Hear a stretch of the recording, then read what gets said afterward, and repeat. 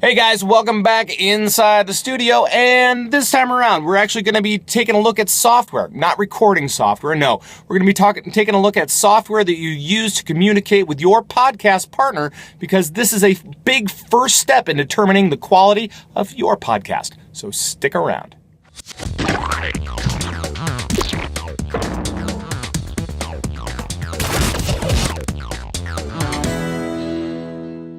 Okay, so for this particular show, we're going to assume a couple of different things. Number one, we're going to assume that you have a podcast partner or podcast partners in which to communicate with, because otherwise, why are you here?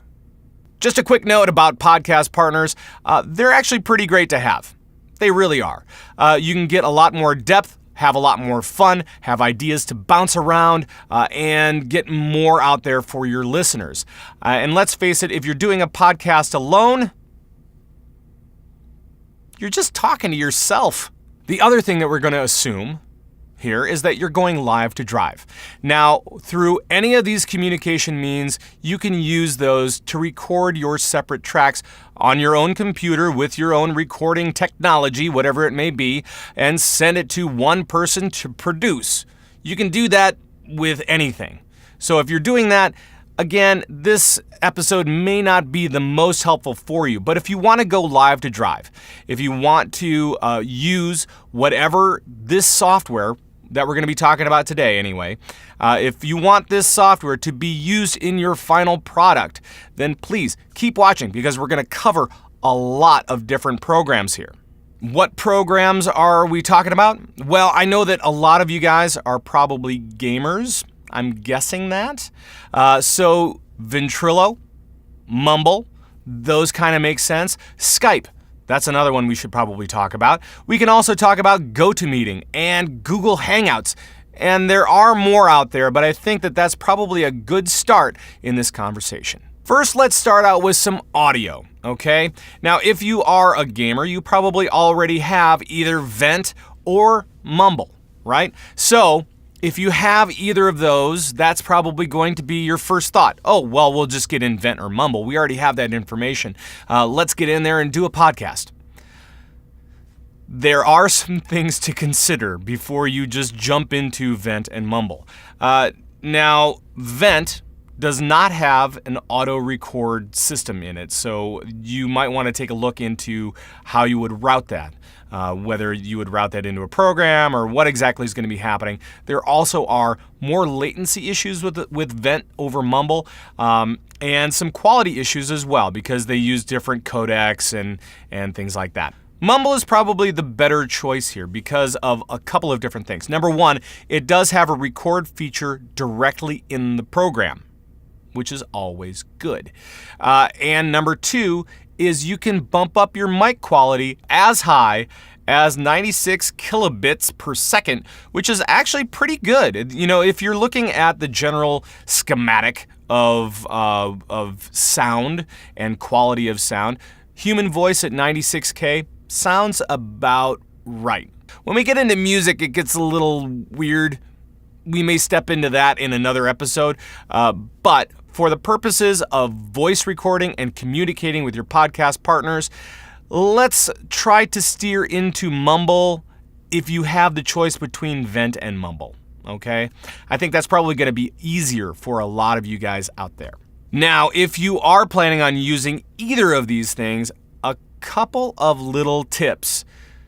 Please take push-to-talk off. Just leave it off. Leave your mic hot the entire time. If you need to mute yourself, try using another device to turn yourself up and down. Don't use hard mutes. It gets really kind of dirty. This is coming from an audio file. I am an admitted audio geek, audio nerd, whatever you want to call me. I really try to treasure audio for what it's worth. So please take push to talk off. I don't want to hear voices cutting in and out. This is not the way that that sounds natural. Let's put it that way. For the most natural sound, take push to talk off. Try not to use hard mutes. in anything of the like because you may be clipping your signal, and that is not awesome and sounds kind of amateur. Now, on the video side, we can go a couple of different ways. Now, let's first start with Google Hangouts. Yes, I've used them. No, I don't like them. I don't think that they're quite ready yet for podcasters to use on a regular basis. I think that Google Hangouts, while it is great, it is free, it is pretty easy to use.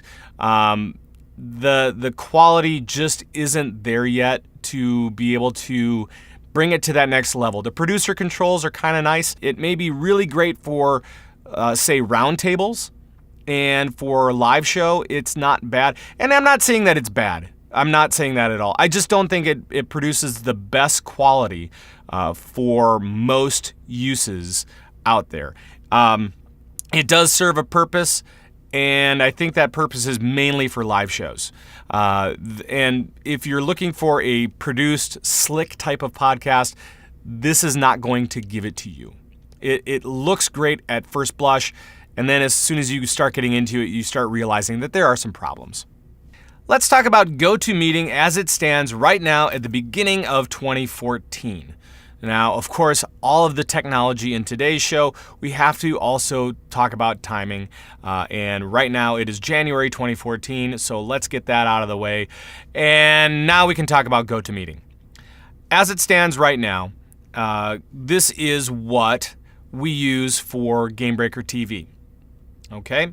This is every show on GameBreaker. It's a video show. They need to make sure that the video is good and solid, and they're based in California, and California sometimes has horrible internet. It's true. It does. So there are certain reasons that they use GoToMeeting, and we'll get into that in just a second. Now, if you're doing just an audio podcast, GoToMeeting is not going to be your first choice. It costs money. There are cheaper ways to do this thing. And the audio quality from GoToMeeting is not great. Just a warning.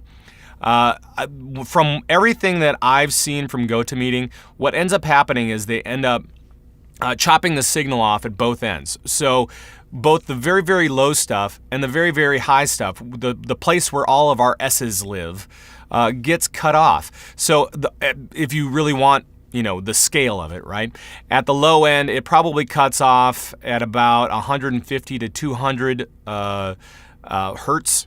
And then at the very top end of things, it is the other way, right? So at 10K, it cuts off.